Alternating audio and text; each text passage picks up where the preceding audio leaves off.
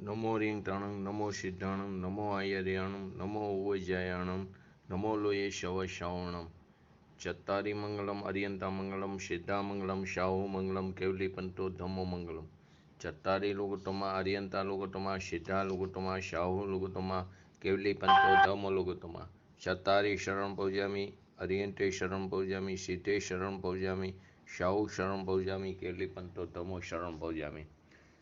चार अभाव એનો એ વિષય ચાલી રહ્યો છે। અહીં અભાવ એટલે અભાવનો અભાવ નથી, અભાવનો સદભાવ છે। અહીં અભાવની ક્યાં અસ્થિ છે અને ક્યાં નાસ્તિ છે। અભાવ અભાવ તરીકે પોતાનામાં અસ્તિત્વ છે, પરંતુ અભાવનો અર્થ છે ન હોવું એટલે કે નાસ્તિ। એનો અર્થ એમ કે એક પદાર્થનું બીજા પદાર્થમાં ન હોવું, તેને અહીં અભાવ કહેવામાં આવ્યો છે। તો અભાવના ચાર પ્રકાર જોયા: પ્રાગભાવ, પ્રજ્વંસાભાવ, અનન્ય ભાવ અને અત્યંતાભાવ। પ્રાગભાવની અંદર કોઈ પણ દ્રવ્યની વર્તમાન પર્યાયનો તે જ દ્રવ્યની ભૂતકાલીન પર્યાયોમાં અભાવ, તેને પ્રાગભાવ કહેવામાં આવ્યો। પ્રજ્વંસાભાવની અંદર કોઈ પણ દ્રવ્યની વર્તમાન પર્યાયનો તે જ દ્રવ્યની ભવિષ્યકાલીન પર્યાયોમાં અભાવ, તેને પ્રજ્વંસાભાવ કહેવામાં આવ્યો। આ પ્રાગભાવ અને પ્રજ્વંસાભાવ તે છ દ્રવ્યની અંદર લાગુ પડે છે, છ દ્રવ્યની વર્તમાન પર્યાયમાં લાગુ પડે છે। તેને વર્તમાન પર્યાય ઉપર કેન્દ્રિત કરીને કહેવામાં આવ્યું છે। વર્તમાન પર્યાયનો ભૂતકાલીન પર્યાયમાં અભાવ અને વર્તમાન પર્યાયનો ભવિષ્યકાલીન પર્યાયમાં અભાવ। તો કે વર્તમાન પર્યાયનો ભૂતકાલીન પર્યાયમાં અભાવ તે એક જ ભૂતકાલીન, તો કે નહીં, બાકીની આગળની બધી ભૂતકાલીન પર્યાયમાં તેનો અભાવ, તેને પ્રાગભાવ કહેવામાં આવ્યો। તેવી જ રીતે વર્તમાન પર્યાયનો એક ભવિષ્યની પણ અનંતકાળ સુધીની બધી ભવિષ્યકાલીન પર્યાયમાં તેનો અભાવ, તેને પ્રજ્વંસાભાવ કહેવામાં આવ્યો। તેનો અર્થ શું થયો કે જે પર્યાય અત્યારે ઉત્પન્ન થાય છે અને બીજા સમયે વ્યય થાય છે, તે પર્યાય ફરી ત્રણ કાળમાં આવવાની નથી। એટલે કે જે પર્યાય અત્યારે ઉત્પન્ન થઈ અને તેનો વ્યય થયો, તે પર્યાય ફરી ત્રણ કાળમાં આવતી નથી। તો આપણે તો અનાદિકાળથી મિથ્યાત્વની પર્યાય સતત કરતા આવ્યા છીએ। તો કે અત્યારે આપણી જે મિથ્યાત્વની પર્યાય છે તેનો બીજા સમયે વ્યય થશે, તે મિથ્યાત્વની પર્યાય ફરી ત્રણ કાળમાં આપણે ઉત્પન્ન થવાની નથી, પરંતુ તેવી ને તેવી મિથ્યાત્વની પર્યાય આપણે જ્યાં સુધી સ્વભાવનું ભાન નહીં કરી ત્યાં સુધી અવિરતપણે ચાલુ રહેશે। તો તેના ઉપરથી પ્રશ્ન થાય કે પૂર્વે આપણે જે કોઈ જ્ઞાન કર્યું હતું, તે જ્ઞાન તો તે જ્ઞાનગુણની એક સમયની પર્યાયમાં થયું હતું, તેનો તો બીજા સમયે વ્યય થઈ ગયો હતો। આપણને તો અત્યારે પણ તે વસ્તુ યાદ છે, તો કે ત્યાં પણ આ જ વસ્તુ લાગે છે। પૂર્વે જે સમયે આપણે જે કોઈ વસ્તુનું જ્ઞાન થયું હતું, તેનો બીજા સમયે વ્યય થઈ જાય છે, પરંતુ તે અત્યારે યાદ છે। એનું કારણ કે તેવી ને તેવી જ્ઞાનગુણની પર્યાય સતત અવિરતપણે ચાલુ છે, તેથી આપણને તે યાદ રહેશે। તો કે આ બે અભાવને જો નહીં માની, પ્રાગભાવને નહીં માની, તો કાર્ય અનાદિનું ઠરે છે। એટલે કે પૂર્વની પર્યાયમાં એનો અભાવ ન માની તો કાર્ય જે અત્યારે વર્તમાનમાં થયું છે તે અનાદિથી ચાલતું આવે છે એમ માનવાનો પ્રસંગ ઊભો થાય છે। તેવી જ રીતે જો પ્રજ્વંસાભાવને નહીં માની તો કાર્ય અનંતકાળનું ઠરે છે। તો કે અત્યારે એનો અર્થ શું થયો કે આપણી જે વર્તમાન પર્યાય છે તેનો ભવિષ્યકાલીન પર્યાયમાં અભાવ નથી માનતા, તો અત્યારે જે વર્તમાન સમયમાં જે કાર્ય થઈ રહ્યું છે વર્તમાન પર્યાયમાં, તે કાર્ય અનંતકાળ સુધી ચાલુ રહેશે। તો એનું એક્ઝામ્પલમાં આપણે લીધું તો રોગી છે તે ક્યારેય નિરોગી નહીં બને, જે મિથ્યાત્વી છે તે ક્યારેય ધર્મની પર્યાય પ્રાપ્ત કરી શકશે નહીં। ત્રીજો વસ્તુ આપણે લીધું તો અનન્ય ભાવ। અનન્ય ભાવમાં એક જ પૂતગલ દ્રવ્યની જ વાત છે, બાકીના 5 દ્રવ્યોમાં તે વાત આવતી નથી। એક પૂતગલ દ્રવ્યની વર્તમાન પર્યાયનો બીજા પૂતગલ દ્રવ્યની વર્તમાન પર્યાયમાં અભાવ, તેને શું કહેવામાં આવ્યો? અનન્ય ભાવ। પૂતગલ દ્રવ્યની વર્તમાન પર્યાયનો બીજા પૂતગલ દ્રવ્યની વર્તમાન પર્યાયમાં અભાવ, તેને અનન્ય ભાવ કહેવામાં આવ્યો। જ્યારે એક પૂતગલ દ્રવ્યની વર્તમાન પર્યાય તેના જેવા બીજા સમાન જાતીય પૂતગલ દ્રવ્યની વર્તમાન પર્યાયમાં તેનો અભાવ છે, તે તેમાં કંઈ હેલ્પ કરી શકતું નથી, તેને હેરાફરી કરી શકતું નથી, તેમાં કોઈ ફેરફાર કરી શકતું નથી, તો તે પૂતગલ દ્રવ્ય એ પૂતગલ દ્રવ્યની પર્યાય આપણા શરીર આપણું શરીર જે પૂતગલ દ્રવ્ય છે તે આપણે આત્માને એટલે કે જીવની પર્યાયમાં કાંઈ કેવી રીતે કરી શકે? જ્યાં એના જેવા સમાન જાતીય દ્રવ્યની પર્યાયમાં પણ કંઈક મદદ કરી શકતું નથી, તો અસમાન જાતીય દ્રવ્ય જે એનાથી જીવ દ્રવ્ય છે તેમાંથી કઈ રીતે મદદ કરી શકે? જો આપણે અનન્ય ભાવને નહીં માની તો વસ્તુ વ્યવસ્થા બગડી જાય છે. એક પૂતગલ દ્રવ્યની વર્તમાન પર્યાયનો બીજા પૂતગલ દ્રવ્યની વર્તમાન પર્યાયમાં સદભાવ થવાથી આખી વસ્તુ વ્યવસ્થા બગડી જાય છે. ચોથો અભાવ હતો અત્યંતાભાવ. અત્યંતાભાવ તેની અંદર તે છ એ દ્રવ્યમાં લાગે છે. અનન્ય ભાવ એક પૂતગલ દ્રવ્યની વર્તમાન પર્યાય ઉપર છે. પ્રાગ ભાવ અને પ્રજ્વંસા ભાવ છ એ દ્રવ્યની પર્યાય ઉપર છે, પરંતુ અત્યંત અભાવ તે દ્રવ્યની વાત છે. તો કે ત્યાં એક દ્રવ્યનો તેના સિવાયના તે જાતિના બીજા દ્રવ્ય અને બાકીના બધા દ્રવ્યોમાં ઇતર તેમાં તેનો અભાવ, તેને અત્યંત અભાવ કહેવામાં આવે છે. ધારો કે આપણે જીવ દ્રવ્ય છીએ, તો આપણે પોતાના જીવ દ્રવ્ય સિવાયનો બાકીના બધા જીવ દ્રવ્ય અને તે સિવાયના બાકીના પાંચે દ્રવ્યમાં અભાવ, ધર્મ, અધર્મ, આકાશ, કાર અને પૂતગલ, તેમાં તેનો અભાવ, તેને અત્યંતાભાવ કહેવામાં આવ્યો. જો આપણે અત્યંતાભાવને નહીં માની તો એક દ્રવ્યનું બીજા દ્રવ્યની અંદર નિરૂપણ થવાથી દ્રવ્યનો નાશ થવાનો પ્રસંગ આવશે. દ્રવ્ય નાશ થશે તો વિશ્વનો નાશ થવાનો પ્રસંગ આવશે. તો લોક પણ અનાદિ અનંત છે અને દ્રવ્ય પણ કેવા છે? અનાદિ અનંત છે. દ્રવ્ય ક્યારેય કોઈએ ઉત્પન્ન કર્યું નથી, તેને કોઈએ બનાવ્યું નથી, તે જેમ છે તેમને તેમ છે. તો કે આ રીતે આ ચાર ભાવ સમજ્યા. હવે તેને સમજવાથી ફાયદા શું થયા? તો કે પ્રાગ ભાવને સમજવાથી ફાયદો એ થયો કે આપણે જે અત્યારે મિથ્યાત્વની પર્યાય, આપણી જે ભૂતકાલીન મિથ્યાત્વની, આપણે અનાદિકાળથી મિથ્યાત્વ કરતા આવ્યા છીએ, તે મિથ્યાત્વની પર્યાયનો આપણને અત્યારે જો આપણા સ્વભાવના આશ્રય વિતરાગતાની પ્રાપ્તિ કરી ત્યારે તેમાં તેનો અભાવ છે. એટલે કે ભલે આપણે અનાદિથી મિથ્યાત્વની પર્યાય ચાલુ છે, પરંતુ તેનો વર્તમાન પર્યાયમાં તેનો અભાવ થઈ શકવાને કારણે આપણે ધર્મ પણ પ્રગટ કરી શકીએ છીએ. તેવી રીતે પ્રજ્વંસ ભાવને માનવાથી કે અત્યારે આપણી મિથ્યાત્વની પર્યાય છે, તો જીવ પોતે ફરીવાર નવો પુરુષાર્થ પ્રગટ કરીને પોતાના સ્વભાવના આશ્રય વિતરાગતાની પ્રાપ્તિ કરે, તો કે અત્યારની વર્તમાન મિથ્યાત્વની પર્યાયનો ભવિષ્યકાલીન જે વિતરાગતાની પર્યાય છે તેમાં તેનો અભાવ થઈ શકે છે. ત્રીજું, અનન્ય ભાવને સમજવાથી એ ફાયદો થાય છે કે એક પૂતગલ દ્રવ્યની જે વર્તમાન પર્યાય હતી, તે પૂતગલ દ્રવ્યની વર્તમાન પર્યાયનું અસ્તિત્વ બીજા પૂતગલ દ્રવ્યની જે વર્તમાન પર્યાય છે તેમાં મિક્સ થવાથી જે વસ્તુ વ્યવસ્થા બગડી જાય છે તે હવે બગડશે નહીં. કેમ કે જે સજાતી દ્રવ્યની પર્યાયમાં પણ કાંઈ કરી શકતું નથી, તે પૂતગલની પર્યાય જીવમાં કાંઈ કરીને જીવને સુખી દુઃખી કરશે, એ કેટલું શક્ય બનશે? તેનાથી જીવ નિરાકુરતાની પ્રાપ્તિ કરી શકે છે કે પોતાની પર્યાયનું પરિણમન પોતાના સ્વચતુષ્યની અંદર થાય છે. ચોથું, અત્યંતાભાવને સમજવાથી વિશ્વની વ્યવસ્થાનું જ્ઞાન થાય છે. દરેક દ્રવ્ય સ્વતંત્રપણે અસ્થિરૂપે છે અને પરરૂપે નાસ્તિ છે.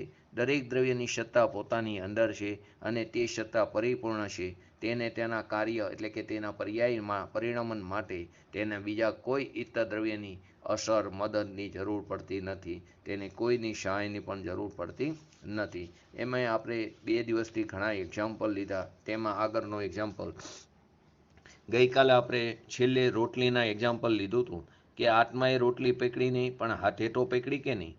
તો કે આત્માએ રોટલી પકડી નહીં, તો આત્મા અને રોટલી, આત્મા તે જીવદ્રવ્ય છે, રોટલી તે પૂતગલ દ્રવ્ય છે. આત્મા 3 કારમાં રોટલીને પકડી શકતો નથી.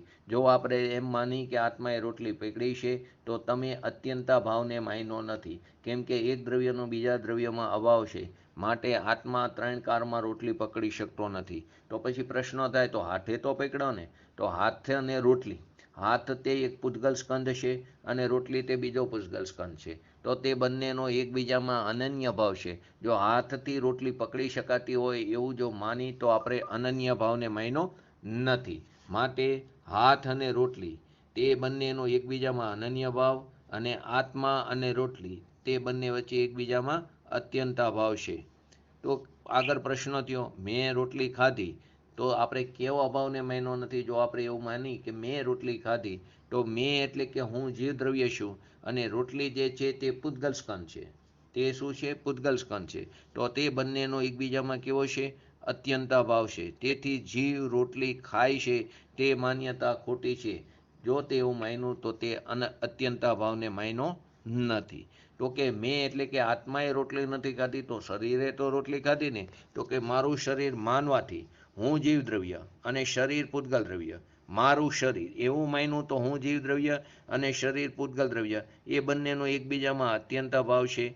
એમ માન્યું ને, તેમજ શરીરે રોટલી ખાધી એમ માનવી તો શરીર અને રોટલી તે બંનેનો એકબીજામાં અનન્ય ભાવ છે તેને પણ માન્યો નહીં. આગળ પ્રશ્ન થયો, મેં પણ રોટલી ખાધી નહીં, શરીરે પણ રોટલી ખાધી નહીં, તો પછી અનાદિકાળથી અમે રોટલી ખાતા આવ્યા છીએ, તો તે રોટલી ક્યાં ગઈ? આજ સુધી અમે જેટલી પણ રોટલી ખાધી હતી એમ માન્યું હતું તેનું શું થયું? તો કે જીવ નથી રોટલી ખાતો કે નથી શરીર રોટલી ખાતું. રોટલીના પરમાણુ પોતે જ પોતાની ક્રિયાવર્તી શક્તિની યોગ્યતાથી તેનું ક્ષેત્રથી ક્ષેત્રાંતર થાય છે. રોટલીના પરમાણુની પોતે તે પણ એક ઉદ્ગલ પરમાણુ છે, તેની અંદર એક ક્રિયાવર્તી શક્તિ છે, તેને કારણે તેનું ક્ષેત્રથી ક્ષેત્રાંતર થાય છે. અને જ્યારે આપણે મોઢામાં રોટલી મૂકી છીએ તો મોઢું તે રોટલીને 3 કારમાં અડતું નથી, સ્પર્શ કરતું નથી, નથી આપણા દાંત તેના કટકા કરી શકતો, કે નથી આપણી જીભમાં તે ચાવી શકાતું, કેમ કે બધાનો એકબીજામાં અનન્ય ભાવ છે. તો વાસ્તવમાં તો ત્યારે તે રોટલી પોતાની યોગ્યતાથી તેનું કટકા રૂપે પરિણમન થાય છે, ત્યાં તેનું ચાવા રૂપે પરિણમન થાય છે, અને શરીરમાં તેનું લોહી, માંસ, વિષ્ટા આદિ રૂપે તેનું પરિણમન થાય છે. તે તેની યોગ્યતાથી તેનું પરિણમન થાય છે, તેના પોતાને કારણે તેનું પરિણમન થાય છે. તો આ 3 એક્ઝામ્પલ સમજવાથી કેટલું બધું કર્તૃત્વપણાનો નાશ થાય. કોઈ એમ કે હું ખૂબ સુંદર રોટલી મારાથી બને છે, ફૂલેલી, અથવા તો મારી રોટલી આટલી સારી, તો આ બધી માન્યતા કેવી છે? આ જો અભાવને જે માને છે તેને આવું કર્તૃત્વપણાનો ત્યાગ થઈ જાય. વ્યવહારમાં બોલવામાં આવે, પરંતુ અભિપ્રાયમાં છે કે મારે કારણે રોટલી આટલી સરસ બની નથી, તે સમયે તે રોટલીના પરમાણુની પોતાની યોગ્યતા હતી, તેનું પરિણમન તેના પોતાના ષષ્ઠકારકોને કારણે વર્તમાન પર્યાયમાં તે તેનો જન્મક્ષણ હતો, તે તેની હોનાર હતી, તેને કારણે તેનું પરિણમન થાય છે. તો આને કારણે જે આપણી મિથ્યા માન્યતા હતી તે નહીં રહે, અને સમ્યક્ત્વની પ્રાપ્તિ માટે યોગ્ય તત્વ નિર્ણય આપણને થતો રહેશે. અત્યાર સુધી આપણને શું હતું? રોટલીઓની ચિંતા છે કે જે તમે ખાધી હતી એમ તમે માનતા આવ્યા હતા, તે માન્યતાની ચિંતા. તો આપણને તો એ અત્યાર સુધી જે અમે રોટલી ખાતા હતા એ માન્યતા હતી, માન્યતાની ચિંતા છે, તેને આપણે સાચી સમજતા હતી. તો ખરેખર તો આપણે આપણી એટલે આત્માની દરકાર કરવાની છે, એની ખેવના કરવાની છે. માટે આવી મિથ્યા માન્યતાનો આ 4 અભાવને સમજવાથી ત્યાગ થાય છે. આગળ પ્રશ્ન હતો, આપણે સિદ્ધ ક્ષેત્રની વંદના કરી છે, કારણ સિદ્ધ ક્ષેત્રથી જીવો મોક્ષે ગયા હતા ને.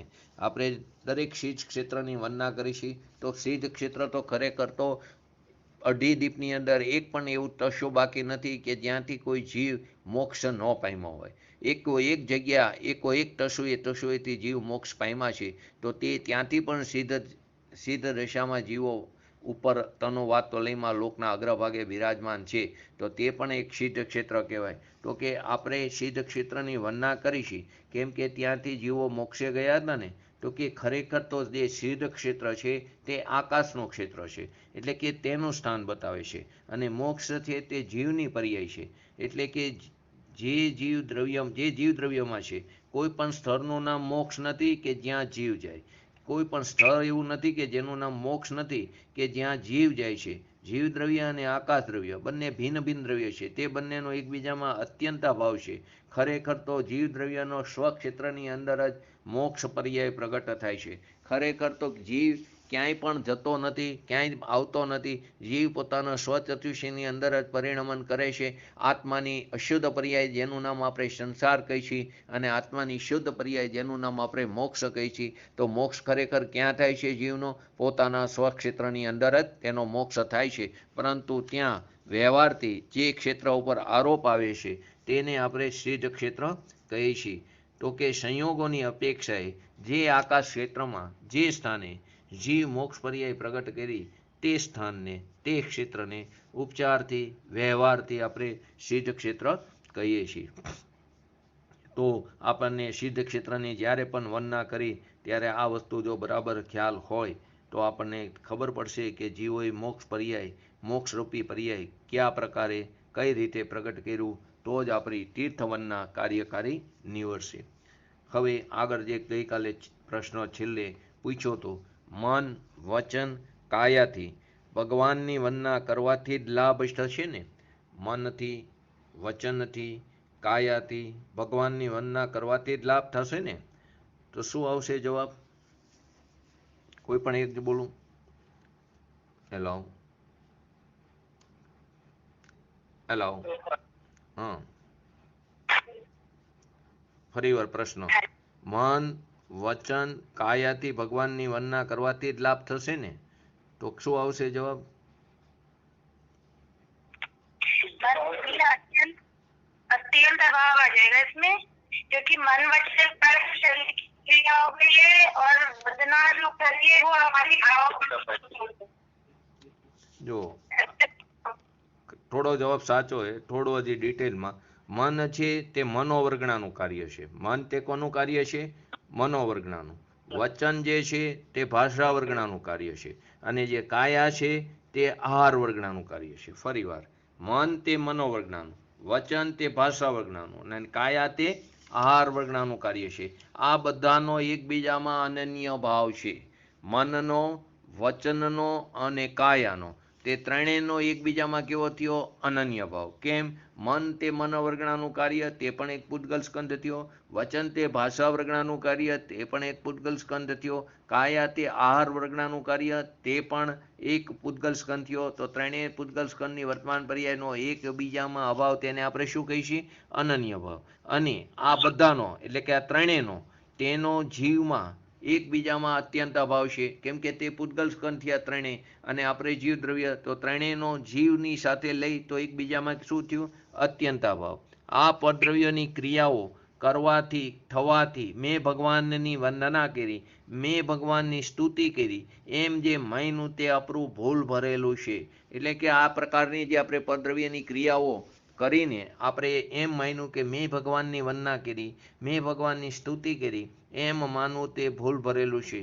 ભગવાનને દ્રવ્ય રૂપે, ગુણ રૂપે અને પર્યાય રૂપે જાણીને આપણે જ આપણા પોતાના ભગવાન સ્વરૂપ સ્વભાવમાં જ્ઞાનને લીન કરવું અને નમાવવું, એ જ ભગવાનની સાચી સ્તુતિ અને વંદના છે. ફરીવાર, શું હતું? મન તે મનોવર્ગણાનું, વચન તે ભાષા વર્ગણાનું, કાય તે આહાર વર્ગણાનું છે.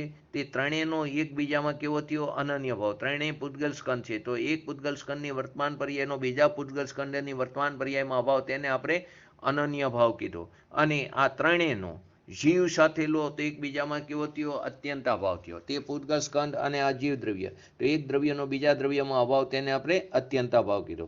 તો આ જેટલા પણ પદ્રવ્યોની ક્રિયાઓ કરવાથી, આ પ્રકારના પદ્રવ્યોની એટલે કે આ પૂતગલ દ્રવ્ય થયું ને, તો પૂતગલ દ્રવ્યની ક્રિયા કરવાથી મેં ભગવાનની વંદના કરી, મેં ભગવાનની સ્તુતિ કરી, એમ જે આપણે માનતા આવ્યા છીએ, તે માન્યતા કેવી છે? આપણી ભૂલ ભરેલી છે. ખરેખર તો સાચી સ્તુતિ અને સાચી વંદના કોને કહેવાય? તો કે ભગવાનને દ્રવ્ય રૂપે, તેને ગુણ રૂપે અને પર્યાય રૂપે જાણીને આવે છે ને પ્રવચન સારની 80મી, જે અર્યંતને દ્રવ્ય રૂપે, ગુણ રૂપે, પર્યાય રૂપે, તે છે ને આખી ગાથા. તો એ જ વાત છે. ભગવાનને દ્રવ્ય રૂપે, ગુણ રૂપે, પર્યાય રૂપે જાણીને આપણે પોતાના ભગવાન સ્વરૂપ સ્વભાવમાં લીન કરવું. આપણા પોતાના ભગવાન સ્વરૂપ સ્વભાવમાં પોતાના જ્ઞાનને લીન કરવું, એને નમાવવું, એ જ ભગવાનની સાચી સ્તુતિ અને વંદના છે.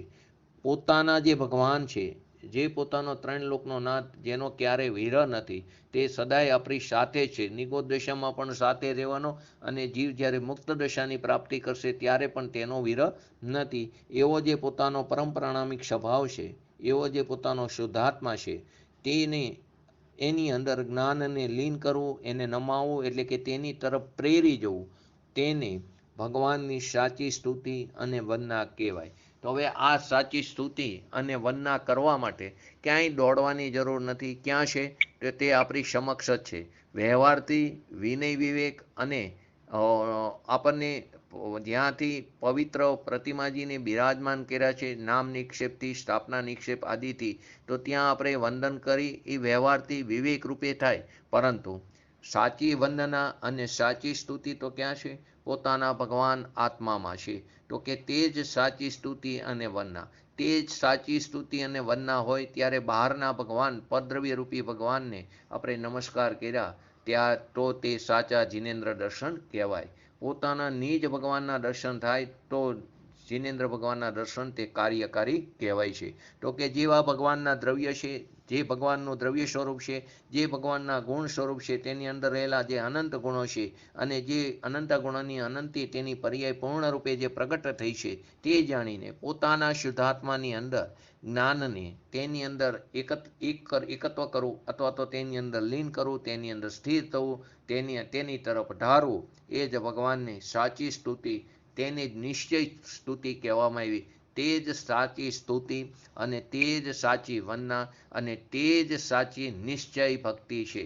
વ્યવહાર ભક્તિ તો ભગવાનની કરી છે આપણે, પરંતુ તે ભક્તિથી તો રાગ થશે, તેનાથી બંધ થશે. આપણે બહારના ભગવાનની પદ્રવ્ય રૂપી ભગવાનની વંદના કરી તે શુભ ભાવ છે, તેનાથી બંધ પડશે, પરંતુ તે કરવાની ના નથી. પરંતુ અશુભથી બચવા માટે આવા સહચર શુભ ભાવ આવ્યા વગર રહેતા નથી. પરંતુ તેને જો ધર્મ માની લીધો તો તે આપણી મિથ્યા માન્યતા છે, કેમ કે તેમાં આ અભાવને તમે માન્યા નથી. આ એક સિદ્ધાંતની અપેક્ષાએ, ચાલતા વિષયની અપેક્ષાએ તે શુભ ભાવ છે અને શુભ ભાવથી ક્યારેય શુદ્ધની પ્રાપ્તિ થતી નથી. આગળનો પ્રશ્ન, મારી યુવાની કાયમ ટકાવવા હું દવા લઉં છું તો કયા અભાવોને માન્યા નથી? મારી પોતાની જે યુવાની છે તેને કાયમ ટકાવવા માટે હું દવા લઉં છું તો કયા અભાવને માન્યા નથી?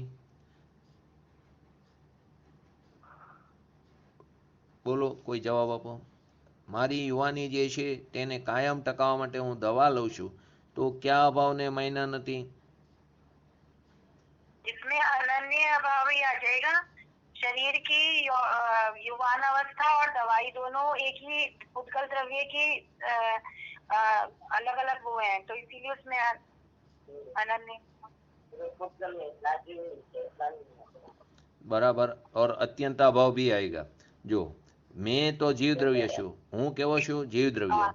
અને તેની અને આપણી યુવાની જે શરીરની પર્યાય છે અને દવા છે તે પૂતગલની પર્યાય છે. એટલે કે મારી અને યુવાની તેમજ મારી યુવાની જે મારી છે તેની અને મારી અને દવાનો ત્રણેયનો એકબીજામાં કેવો થયો? અત્યંત અભાવ થયો.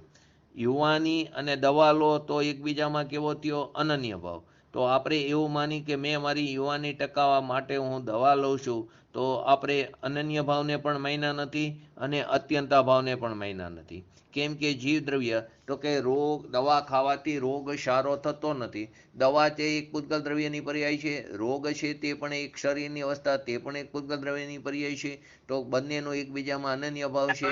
તો પછી દવા લેવાથી કેવી રીતે રોગ સારો થાય? તો કે તે સમયે જે રોગના પરમાણુ છે આપણા અંદર, એક શરીરની અંદર 5,68,99,584 રોગ ઠાંસીને ભરેલા છે. તે ગમે ત્યારે ઉદયમાં આવે ત્યારે આપણને રોગ ઉદયમાં આવે ત્યારે આપણને તે દેખાય છે. અને જ્યારે તેનું શાતાવેદનીયમાં પરિણમન થાય છે તેની પોતાની યોગ્યતાથી, ત્યારે નિમિત્ત રૂપે દવા હોય છે, ત્યારે નિમિત્ત રૂપે બહારથી ડૉક્ટર આદિ હોય છે, પરંતુ તે સમયે તે પર્યાયનું પરિણમન થવાની યોગ્યતા હતી. એ જ સાચો અભિપ્રાય છે. તો કે મેં દવા લીધી અને તેને કારણે મારે શરીરની યુવાન અવસ્થા જે ટેકી છે એવું જો માન્યું તો અત્યંતા ભાવને પણ માન્યા નથી અને અનન્ય ભાવને પણ માન્યો નથી. આગળનો પ્રશ્ન, અગ્નિથી પાણી ગરમ થયું, પેટ્રોલથી ગાડી ચાલી, એમ માની તો કયો અભાવ માન્યો નથી? અગ્નિથી જ પાણી ગરમ થાય વાસ્તવમાં તો, અને પેટ્રોલથી જ ગાડી ચાલે છે. તો કે એમ જો માની અને અત્યાર સુધી માનતા આવ્યા છીએ તો આપણે કયા અભાવને માન્યો નથી?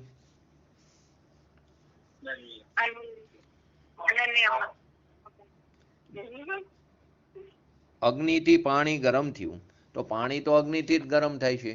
ખરેખર પાણીની અંદર બે પ્રકારના સ્વભાવ છે, એક નિયત સ્વભાવ અને એક અનિયત સ્વભાવ. નિયત સ્વભાવ એટલે કે જે એનો સાચો સ્વભાવ છે, તે એનો સ્વભાવ છે તે શીતલ છે.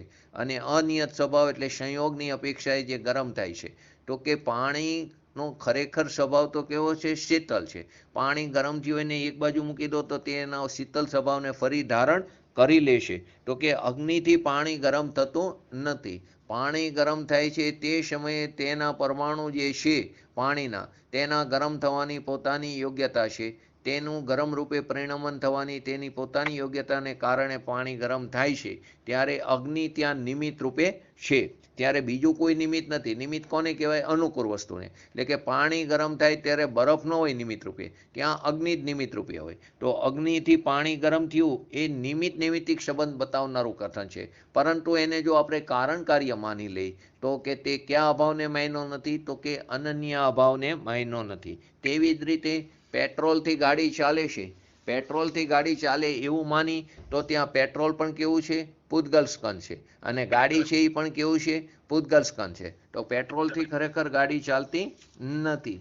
ગાડીના જે પરમાણુ છે તે પોતાની ક્રિયાવર્તી શક્તિને કારણે તેનું ક્ષેત્રથી ક્ષેત્રાંતર થાય છે, તેને કારણે તેનું પરિણમન થાય છે, તેની પોતાની યોગ્યતાથી પરિણમન થાય છે. ત્યારે ત્યાં પેટ્રોલ જ નિમિત્ત રૂપે હોય. ત્યાં ગાડીની અંદર પાણી નાખો તો પાણીથી ગાડી નહીં ચાલે. ત્યાં નિમિત્ત અનુકૂળ વસ્તુ કઈ છે? ત્યાં પેટ્રોલ જ છે. તો કે જો પેટ્રોલથી જો ગાડી કાયમ ચાલતી હોય તો આખી ટેન્ક પેટ્રોલથી ભરેલી હોય, ફ્યુલથી ભરેલી હોય, છતાં પણ ગાડી ઘણીવાર અટકી જાય છે. તો કે તે સમયે ગાડીના જે પરમાણુ છે તેને સ્થિર થવાની લાયકાત હતી, તેને કારણે ગાડી અટકી જાય છે. તો પેટ્રોલથી જો ચાલતી હોય તો પેટ્રોલ તો પડ્યું હતું, છતાં પણ ગાડી ચાલતી નથી. તો ગાડીમાં ત્યારે કાર્ય જ નથી થતું. તો ત્યાં તેનું કાર્ય કેવું? સ્થિર રૂપે. ત્યાં પેટ્રોલ નિમિત્ત રૂપે નથી. તો કે જ્યારે તેનું પરિણમન થવાની લાયકાત છે, જ્યારે તેનું ક્ષેત્રથી ક્ષેત્રાંતર થવાની લાયકાત છે પોતાની ક્રિયાવર્તી શક્તિને કારણે, ત્યારે ત્યાં નિમિત્ત રૂપે કોણ છે? અનુકૂળ વસ્તુ, તે પેટ્રોલ છે. માટે પેટ્રોલથી ગાડી ચાલી એમ જો આપણે અભિપ્રાયમાં, વ્યવહારમાં એમ જ બોલવામાં આવે, પરંતુ જો અભિપ્રાયમાં તે રીતે માની લીધું તો તે આપણે અનન્ય ભાવને માયનો નથી. ગુરુદેવના વસ્તુ વિજ્ઞાન સાર નામનું જે નાનું શાસ્ત્ર છે એમાં આવા ઘણા બધા એક્ઝામ્પલો આપેલા છે.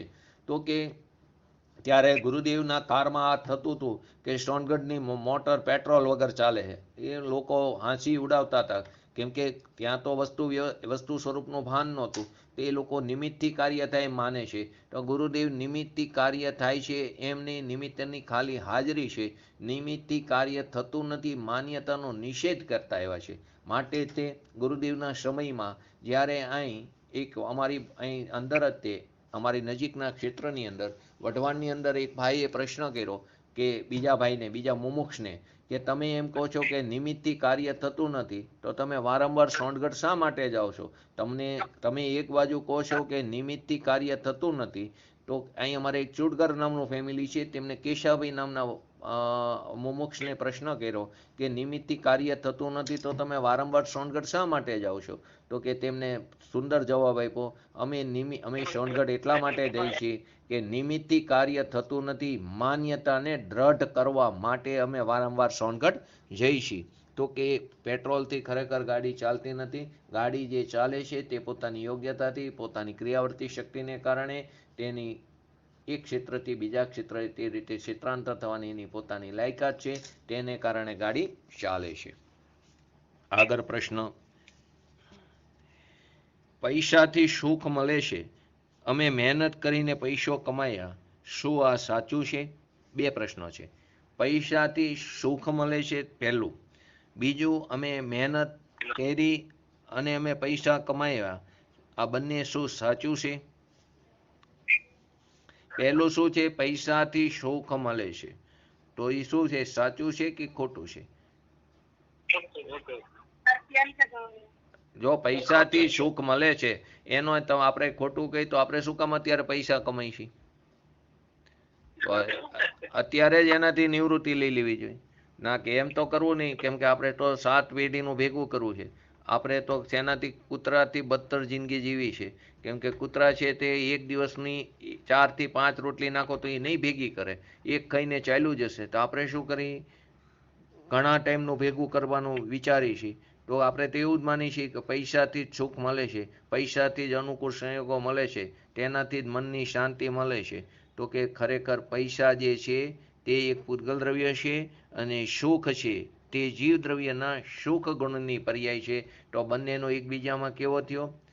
અત્યંતાભાવ થયો.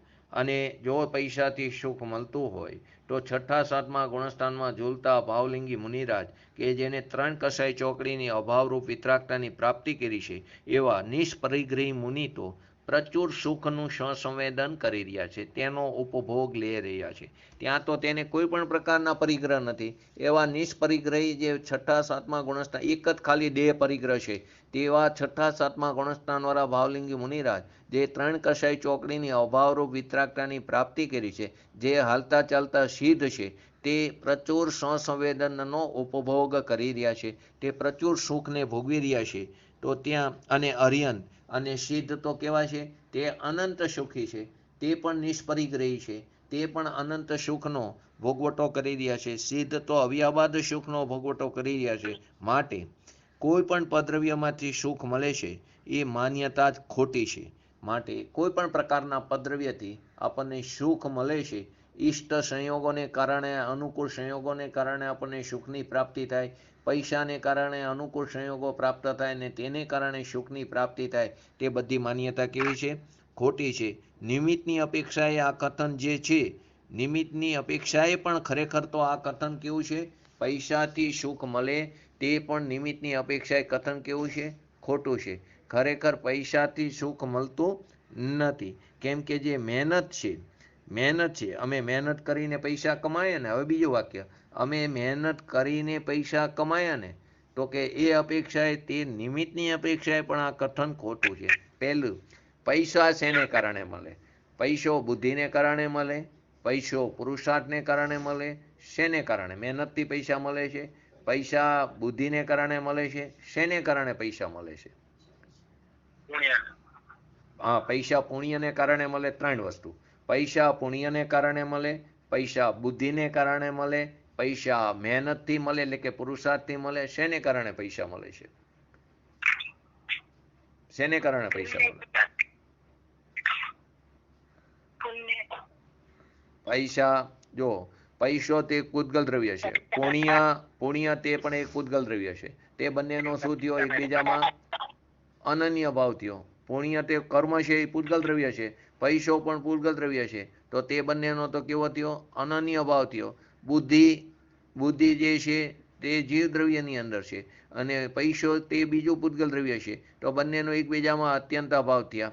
પુરુષાર્થ તે જીવના વીર્ય ગુણની પર્યાય છે, તો પુરુષાર્થ અને પૈસો તે બંનેનું એકબીજામાં શું થયું? અત્યંત અભાવ થયો. તો કે જો બુદ્ધિથી જ પૈસા મળતા હોય તો કેટલાય લોકો, ધારો કે આપણે ગુજરાતની વાત કરી તો નીરમાં જે ફેક્ટરી છે તેમાં જે કરશનભાઈ હતા એ સાવ અભણ હતા, છતાં એમની પાસે ખૂબ પૈસા હતા, અંગૂઠા છાપ હતા, છતાં પણ પૈસા, અને એમની અહીંયા તો કેટલાય સીએ કામ કરતા હતા. જો બુદ્ધિથી જ પૈસા મળતા હોય તો કરશનભાઈ ક્યારે પૈસાવાળા ન થાય. મુકેશ અંબાણી છે, તેની નીચે કેટલાય ફૂલ એજ્યુકેટેડ પર્સનો સર્વિસ કરતા હોય છે, તો કે એને કારણે એને પૈસા મળતા હોય બુદ્ધિને કારણે, તો એની પાસે આટલા પૈસા ન હોઈ શકે. તો કે બુદ્ધિથી પૈસા મળતા નથી. બીજું, પુરુષાર્થથી જો પૈસા મળતા હોય તો જે લારી ચલાવે છે, કેટલાય એવા લોકો છે સવારથી રાત સુધી ખૂબ જ મહેનત કરતા હોય છે, છતાં પણ એને 2 ટંક તો માંડ ખાવાનું ભેગું કરે છે, તો કે પુરુષાર્થથી પણ પૈસા મળતા નથી. હવે ત્રીજું, પુણ્ય. તો પુણ્ય તો એક કર્મ છે, તેને કારણે પણ પૈસા મળતા નથી. તો પૈસા ખરેખર મળે છે કેવી રીતે? તો કે પૈસાની પોતાની યોગ્યતાથી, તેનું અંદર તે પણ એક પૂતગલ દ્રવ્ય છે, તેની અંદર પણ ક્રિયાવર્તી શક્તિ છે, તેની પોતાની ક્રિયાવર્તી શક્તિને કારણે તેનું ક્ષેત્રથી ક્ષેત્રાંતર થઈને તે આપણી પાસે આવે છે, ત્યારે પુણ્ય કર્મ નિમિત્ત રૂપે છે. ત્યારે કોણ નિમિત્ત રૂપે છે? પુણ્ય કર્મ. આ નિમિત્તે પણ કયું છે? પુણ્ય. આપણે તો નિમિત્ત પણ નથી. ખરેખર નિમિત્ત કોણ છે? પુણ્ય કર્મ. જ્યારે પૈસાની યોગ્યતાથી આપણી પાસે આવે, પોતાની ક્રિયાવર્તી શક્તિને કારણે ક્ષેત્રથી ક્ષેત્રાંતર થઈને એક જગ્યાએથી બીજી જગ્યાએ એટલે આપણી પાસે આવે, ત્યારે પુણ્ય કર્મ નિમિત્ત રૂપે છે. અને જ્યારે પૈસો આપણી પાસે, એટલે કે આપણે વ્યય થાય પૈસાનો, કે ચાલ્યા જાય છે, ત્યારે તેની પોતાની યોગ્યતાથી, તેની પોતાની અંદર રહેલી ક્રિયાવર્તી શક્તિને કારણે ક્ષેત્રથી ક્ષેત્રાંતર થાય છે, ત્યારે પાપ કર્મ નિમિત્ત રૂપે છે. ત્યારે પાપ કર્મ નિમિત્ત રૂપે છે. જ્યારે આવે ત્યારે પુણ્ય કર્મ નિમિત્ત રૂપે છે.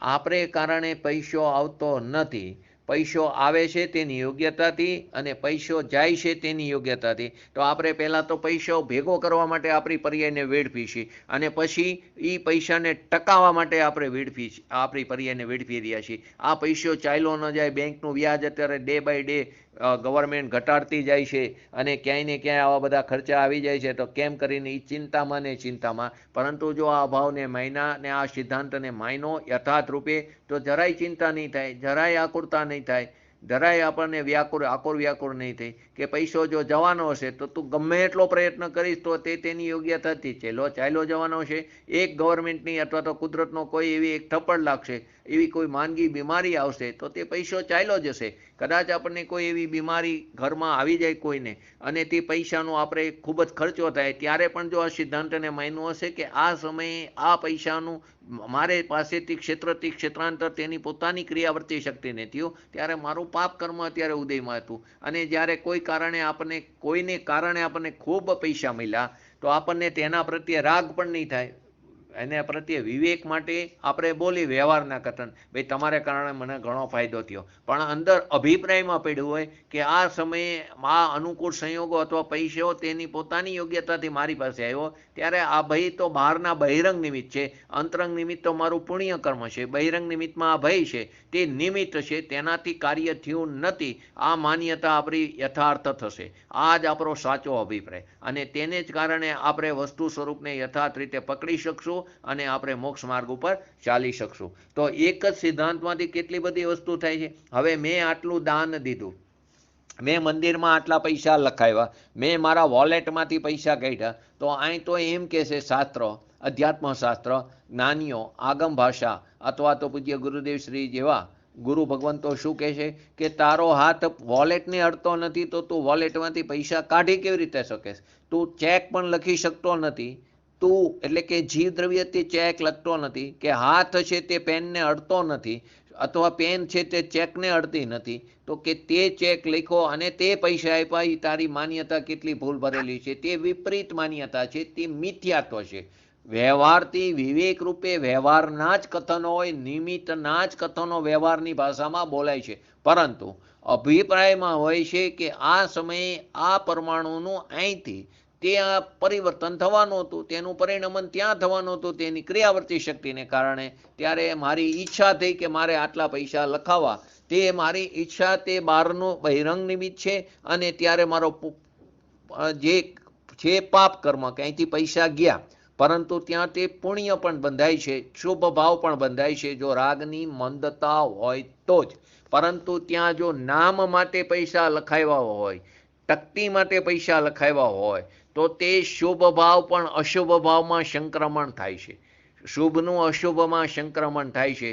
માટે ક્યાંય નામનો આગ્રહ રાખવો નહીં, કેમ કે કેટલાય એવા અજાણ્યા લોકો પોતે દાન કરી દે છે, ક્યાંય પણ એમનું નામ નથી. ને આ બધા નામ તો ચક્રવર્તીનું નામ પણ જો ભૂસાઈ જતું હોય તો આપણું નામ ધૂસાતા ક્યાંય વાર લાગતી નથી. ઘણીવાર ઘણા લોકો નામ માટે બધા પ્રયત્નો કરતા હોય છે, પરંતુ જો ચક્રવર્તીનું નામ, એના વૈભવ આટલા હોવા છતાં પણ એના પદની પણ જો કોઈ કિંમત નથી, તે નામ પણ જો ભૂસાઈ જતું હોય તો આપણું નામ કાળક્રમે ભૂસાયા વગર રહેવાનું નથી. તો આનાથી કેટલી બધી ઓલી થાય. પૈસાથી સુખ મળે છે કે નહીં?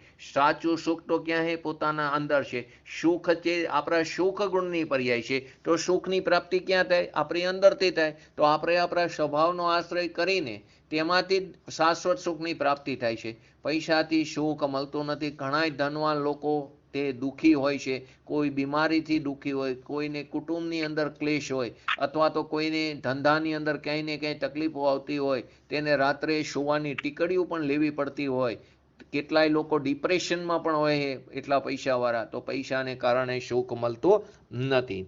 અમે મહેનત કરીને પૈસા કમાયા તે પણ ખરેખર ખોટું છે. મહેનત છે તે પુરુષાર્થ છે, તે જીવગુણની પર્યાય છે, જીવના વીર્ય ગુણની પર્યાય છે, અને પૈસો તે પૂતગલ દ્રવ્ય છે. તે બંનેનો એકબીજામાં કેવો છે? અત્યંતા ભાવ છે. અને મહેનતને બીજી અપેક્ષાએ લો તો મહેનત જે છે તે શરીરની ક્રિયા, જે આપણે બહારની મહેનતને જો પુરુષાર્થ લઈ તો તે શરીરની ક્રિયા છે, અને પૈસો છે તે બીજું પૂતગલ દ્રવ્ય છે. તે બંનેનો એકબીજામાં કેવો થયો? અનન્ય ભાવ. જો મહેનત પુરુષાર્થ તો ખરેખર સાચો પુરુષાર્થ તો વીર્ય ગુણની પર્યાય છે, તે આપણા જીવદ્રવ્યની. પરંતુ અહીં અત્યારે જે મહેનતની વાત છે તે શરીરની ક્રિયા સવારથી સાંજ સુધી, તો તે મહેનત અને પૈસા વચ્ચે કયો ભાવ છે? અનન્ય ભાવ. અને જીવનો અને શરીરનો એકબીજામાં તેમજ જીવનો અને પૈસાનો એકબીજામાં અત્યંત અભાવ છે. હવે આગળનો પ્રશ્ન, અમારા શાતાવેદનીય કર્મના ઉદયથી તો અમને પૈસા મળે છે ને, સારા સંયોગો પ્રાપ્ત થાય છે ને. અમારું અત્યારે શાતાવેદનીય કર્મનો ઉદય છે તો અમને પૈસા મળે છે ને, સારા સંયોગો પ્રાપ્ત થાય છે ને. તો આમાં કેવી રીતે અભાવ લાગશે? અમારા અમિતાબેન સિવાય કોઈ બોલો. અમારા શાતાવેદનીય કર્મના ઉદયથી તો અમને પૈસા મળે છે ને, સારા સંયોગો પ્રાપ્ત થાય છે ને. અમિતાબેનને 4 અભાવ બરાબર પકડી ગયા છે, તે સિવાયના કોઈ બોલો. જો હા બોલો કોઈ પણ. હા બોલો. જો फिर से बोलता हूँ, અમારા શાતાવેદનીય કર્મના ઉદયથી તો અમને પૈસા મળે ને, સારા સંયોગો પ્રાપ્ત થાય ને. તો શું આવશે જવાબ? કે પહેલી વસ્તુ, કર્મ જે છે તે તમારા નથી જ, તમારો અમારા શબ્દો આવ્યો ને, અમારા અને કર્મ તે પૂતગલ દ્રવ્ય છે. તો કે તમારો અને કર્મની વચ્ચે કયો ભાવ પેલા થશે? અત્યંત ભાવ. ફરી વાર, અમારા શાતાવેદનીય કર્મ, અમારો અને કર્મ તે બંને વચ્ચે કયો અભાવ થશે? અત્યંત અભાવ. કર્મનો, પૈસાનો અને સંયોગો, કર્મ, પૈસા અને પછી પાછળ પ્રશ્ન હતો ને સારા સંયોગો, તે ત્રણેયનો એકબીજામાં કેવો થશે? અનન્ય ભાવ. ફરી વાર, કર્મ આપણે કીધું ને અમારા શાતાવેદનીય તે કર્મ, અમારો જીવદ્રવ્ય અને કર્મ તે પૂતગલ દ્રવ્ય, તે બંનેનો એકબીજામાં કેવો થયો? અત્યંત અભાવ. કર્મનો, પૈસા લો અને ત્રીજું લીધું સારા સંયોગો. સારા સંયોગો તે પણ એક પૂતગલ દ્રવ્ય છે. તો ત્રણેયનો એકબીજામાં શું થયો? અનન્ય ભાવ થયો. સંયોગોની રુચિથી કર્મના ઉદયને ઈષ્ટ માનીને આપણે સંયોગોમાં રુચિ કરીશી, અને જે કર્મનો ઉદય છે તેમાં આપણે ઠીકપણું માનીને આપણે પુણ્યનો જે કર્મનો બંધ થયો તેને આપણે સારો માન્યો. જેને બંધની અને તેના ફળની જેને રુચિ છે તેને 3 કાળમાં ધર્મની, મોક્ષ માર્ગની, મોક્ષની રુચિ ઉત્પન્ન થઈ શકતી નથી. ફરીવાર, જેને સંયોગોની રુચિથી કર્મના ઉદયને ઈષ્ટ માન્યો, તેમાં ઠીકપણું માન્યું અને તેનાથી જે પુણ્ય કર્મનો બંધ થાય છે તેમાં ઠીકપણું, તેમાં રુચિ કરી, તેને સારો માન્યો. તો જેને બંધની અને બંધના ફળ, બંધ પાડ્યો પુણ્ય કર્મનો અને તેનું ફળ અનુકૂળ સંયોગો જે મળ્યા, તેને એમાં જેને રુચિ છે તેને ધર્મની કે મોક્ષ માર્ગની, મોક્ષની રુચિ હોઈ શકતી નથી. અત્યારે આપણે જે કંઈ રાગની મંદતાપૂર્વક જો શુભ ભાવ હોય, તો રાગની મંદતા હોય તો અત્યારે આપણે જે તત્વ ચર્ચા કરી રહ્યા છીએ તે તત્વ ચર્ચાના નિમિત્તે પુણ્ય કર્મનો બંધ પડે. પરંતુ જો એવા અભિપ્રાય સાથે બેઠા હોય કે અત્યારે આપણે પુણ્ય કરી અને તેના ફળ સ્વરૂપે આપણને કોઈ સારી ગતિ મળે અને ત્યાં સાચા દેવગુરુ શાસ્ત્રનું શરણ થાય, તો એ માન્યતા તે ખરેખર તમે શું ઠીક માન્યું કે અત્યારે હું પુણ્ય કર્મ કરું છું એમાં સારાપણું માન્યું અને તેને કારણે મને સારી ગતિ મળે, તો કે તને શું થયું? એના ફળમાં પણ રુચિ છે. અત્યારે જે પુણ્ય કર્મ છે કર્મમાં પણ રુચિ છે અને પુણ્ય કર્મનો જે બંધ પડે એટલે બંધમાં પણ રુચિ છે અને એનું ફળ જે મળે છે તે ફળમાં પણ શું છે? રુચિ છે. તો તેને ધર્મની કે મોક્ષ માર્ગની તને 3 કાળમાં પ્રાપ્તિ નહીં થઈ શકે.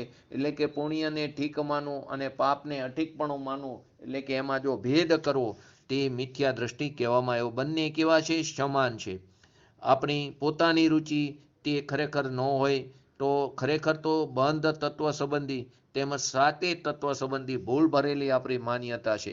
આપણે તે બંધ તત્વને ખરેખર માન્યું નથી. એક તત્વને ન માન્યું તો સાતે તત્વને આપણે વિપરીત માને માટે સાતે તત્વ સંબંધી આપણી માન્યતા કેવી છે? ભૂલ ભરેલી છે. હવે આપણે આ જે 4 અભાવ છે એનો છેલ્લો પ્રશ્ન લઈ કે તે 4 અભાવમાં ચૈતન્ય અને જીવ એ બેમાં કયો અભાવ છે? ચૈતન્ય અને જીવ એ બંને વચ્ચે કયો અભાવ છે? ફરીવાર છેલ્લો પ્રશ્ન છે. ચૈતન્ય, ઘણા બધા પ્રશ્નો થાય, જેટલા પણ લેવા હોય એટલા પ્રશ્નો થાય. ચૈતન્ય અને જીવ એ બે વચ્ચે કયો અભાવ છે? પ્રશ્ન હે एक जीव ये तो गुण हो गया चैतन्य तो ફરી વાર ચૈતન્ય અને જીવ વચ્ચે કયો અભાવ છે?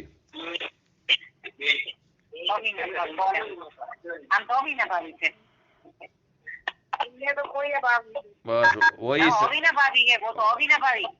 એ જ સાચો જવાબ શું થયો? એની અંદર કોઈ જ અભાવ નથી. કેમ? ચૈતન્ય જે છે તે જ્ઞાન દર્શન તો જીવનો શું છે? ભાવ છે, એટલે કે ગુણ છે, એટલે કે એનો સ્વભાવ છે. તો જીવનો અને ચૈતન્યનો બંને વચ્ચે નિત્ય તાદાત્મ્ય સંબંધ છે. દ્રવ્ય અને ગુણ વચ્ચે કેવો સંબંધ છે? નિત્ય તાદાત્મ્ય સંબંધ છે. તેમાં અભાવની કોઈ શક્યતા જ નથી. જ્યાં નિત્ય તાદાત્મ્ય સંબંધ હોય ત્યાં કોઈ પણ પ્રકારનો અભાવ હોતો નથી. તો આ રીતે આપણે અભાવની આખી વસ્તુ સમજ્યાતા.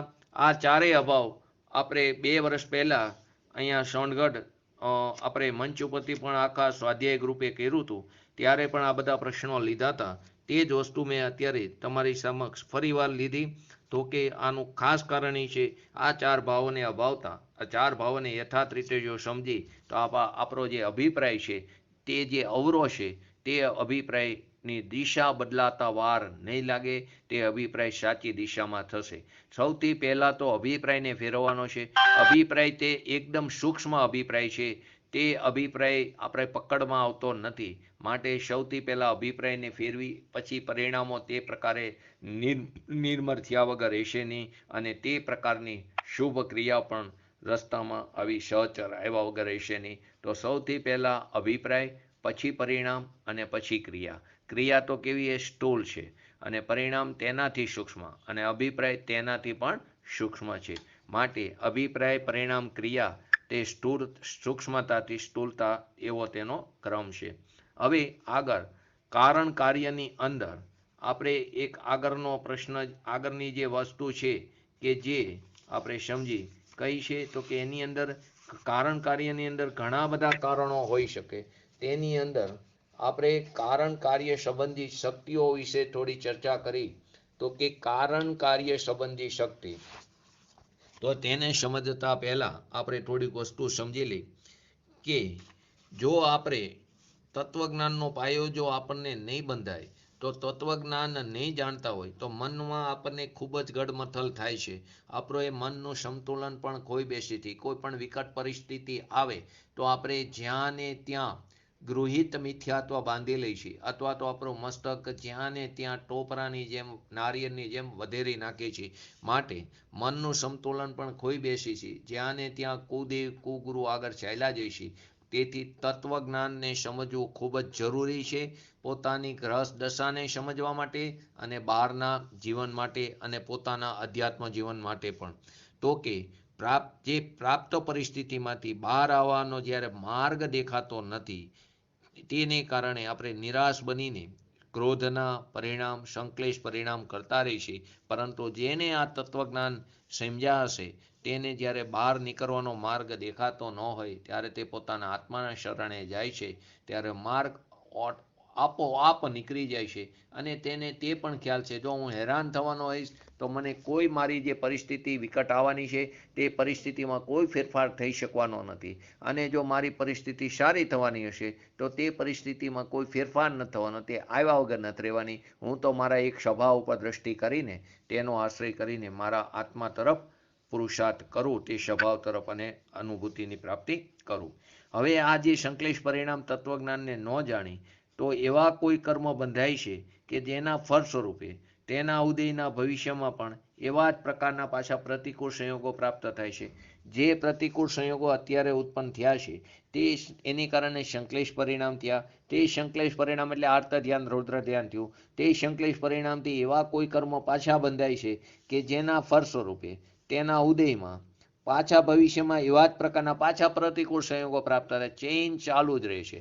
કોરોનાની ચેઇન તોડવા માટે આપણે લોકડાઉન કર્યું ને, ત્યાં પણ લોકડાઉન કરવાનું છે. કેવા? તો કે જે સંશ્લેષ પરિણામ અત્યારે જે વિકટ પરિસ્થિતિ છે, બસ ત્યાં જ્ઞાતા દ્રષ્ટા બનતા રહેવાનું છે. બસ ત્યાં પરિણામોથી બચવાનું છે. તેની અંદર નહીં જોડાય તો નવા આવા સંજોગો જ ઉત્પન્ન નથી થવાના, કેમ કે કર્મ જ નથી બંધાવાના નથી તો ઉદયમાં નહીં આવે, તો ફરી આવા પ્રતિકૂળ સંયોગો પ્રાપ્ત નહીં થાય. પરંતુ જો આપણે તત્વજ્ઞાનનું જ્ઞાન નહીં હોય તો તે સંશ્લેષ પરિણામ થયા વગર નહીં રહે, અને તે સંશ્લેષ પરિણામોને નિમિત્તે નવા કર્મ આત્માના પ્રદેશ સાથે જોડાય છે, અને જેટલી અંદર તીવ્રતાથી એકત્વ કર્યું તેટલા પ્રકારનો સ્થિતિ અને અનુભાગ બંધ પડે છે, તે પાછો ઉદયમાં આવે છે, અને ત્યાં પાછા આપણને તેના ફળ સ્વરૂપે પ્રતિકૂળ સંયોગો પ્રાપ્ત થાય છે.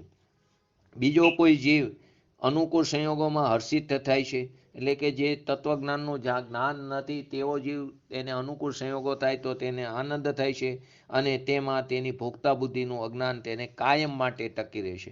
તેને ભોગવવાની એનું જે અજ્ઞાન છે, હું એને ભોગવી શકું છું એવી અજ્ઞાન એટલે વિપરીત માન્યતા એની સતત ચાલુ રહેશે. તેને લોભ, માન, કસાય આદિ પરિણામથી તેને કર્મબંધ તેમાંથી ચાલુ જ રહેશે. તેથી તેમાંથી છૂટવાનો એક જ માર્ગ છે કે તત્વનું શ્રદ્ધાનુરૂપ સમ્યક દર્શન, એક જ તેમાંથી છૂટવાનો માર્ગ છે. તો કે જીનાગમની અંદર વસ્તુ સ્વરૂપનું જ્ઞાન પ્રાપ્તિ કરતી વખતે છએ દ્રવ્યનું જે પરિણમન થાય છે, એટલે કે એનું કાર્ય થાય છે, તેના કારણની આપણે ચર્ચા કરવી પડે.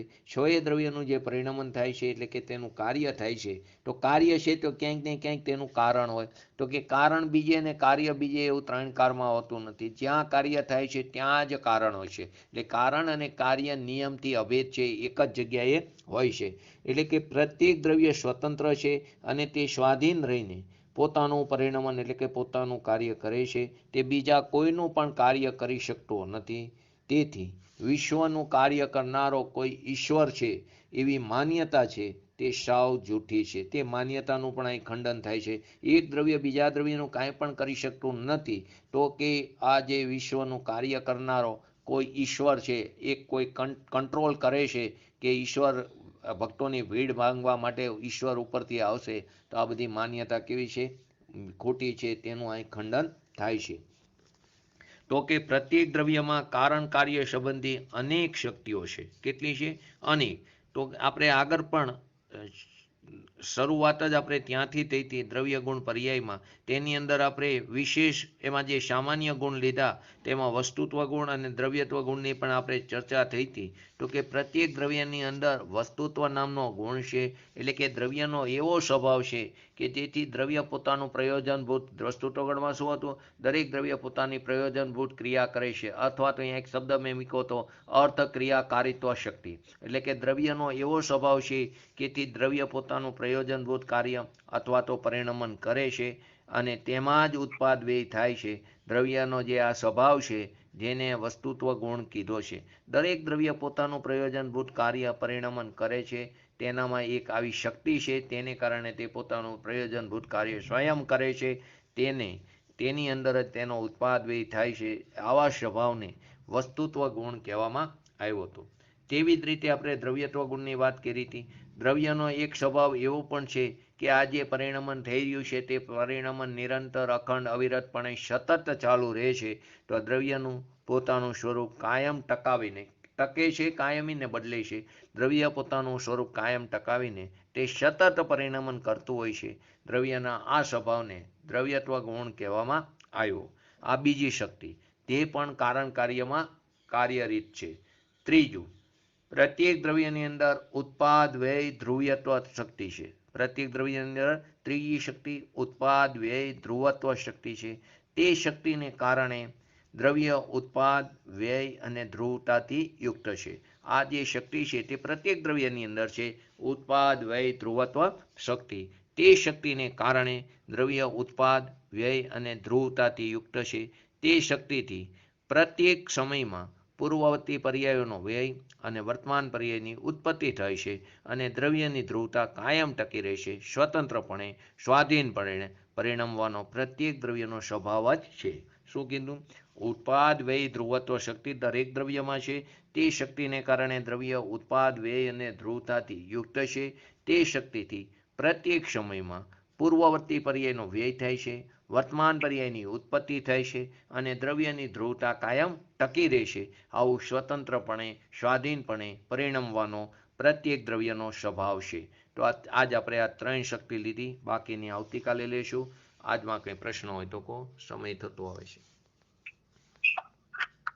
जैसे ना ये जैसे एक मैंने सोचा फोन है तो हम प्रवचन सुन रहे हैं तो लेकिन इसमें ना चाहे अनन्य भाव है लेकिन निमित्त का तो बहुमान आता है ना कि अगर अभी हम ना प्रवचन सुनते तो हम न्यूज देख के अपना आद्र रौद्र ध्यान करते तो उसका निमित्त को तो बहुमान कहीं ना आपकी उपादान की लायकात है तो आप स्वाध्याय करते हो, आपकी आपकी खुद की लायकात है तो आप स्वाध्याय करते हो, बराबर.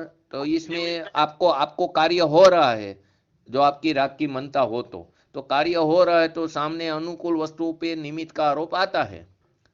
इसलिए इसका बहुमान और विवेक भी आता है और आना भी चाहिए. लेकिन सामने वाले जीव को इसी बहुमान और विवेक में वो जीव भी जो फंसा रहे तो इसका भी कल्याण नहीं होगा, और आप भी इसी बहुमान और विवेक में फंसे रहेंगे तो आप भी आपका कार्य नहीं कर सकेंगे. लेकिन वो आता है रास्ते में, ऐसे सहचर भाव आए बिना नहीं रहते. आप अशुभ से बचने के लिए शुभ भाव आते हैं, लेकिन वो शुभ भाव वो धर्म नहीं है, वो धर्म से दूर है बहुत. इसलिए इसका भी अभाव हो के शुद्ध की प्राप्ति करने की है. लेकिन अशुभ के बचने के लिए ऐसा शुभ भाव आते हैं और ऐसा शुभ भाव आना ही चाहिए. नहींतर आपने बोला इसे हम न्यूज में चले जाएंगे और आर्त ध्यान और रौद्र ध्यान हो गए, आकुरता व्याकुरता होगी कि हमको भी ऐसा कुछ हो गया, तो ऐसा कई प्रश्नों खड़े हो जाएंगे. बराबर. और कोई તમે જે અત્યારે વાત કરી છેલ્લે શક્તિની વાત કરી ને આપણે જે ગુણની એટલે ત્રણ શક્તિની વાત કરી ને દ્રવ્ય તો ગુણ ને એની એટલે શક્તિ ને ગુણ બે એક જ ગણવાના ને. હા, શક્તિ કો કે ગુણ કો બંને વસ્તુ એક. ધર્મ જુદી વસ્તુ સામાન્ય નહીં તો દ્રવ્ય તો ગુણ લઘુ તો ગુણ એ બધા શક્તિમાં ગણવાના. હા, ગુણ કો કે શક્તિ કો, અહીં અત્યારે એક જ વસ્તુ છે, ગુણ કો કે શક્તિ કો. બરાબર. હા, બસ એ અપેક્ષા સમજવાની, જ્યાં જે અપેક્ષા હોય.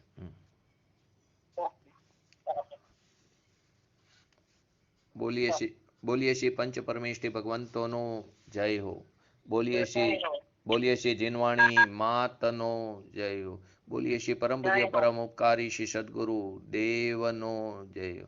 બોલીએ શ્રી પ્રસમૂર્તિ ભગવતી માતનો જય હો. બોલીએ શ્રી સનાતન જૈન દિગંબર ધર્મનો જય હો. જય હો.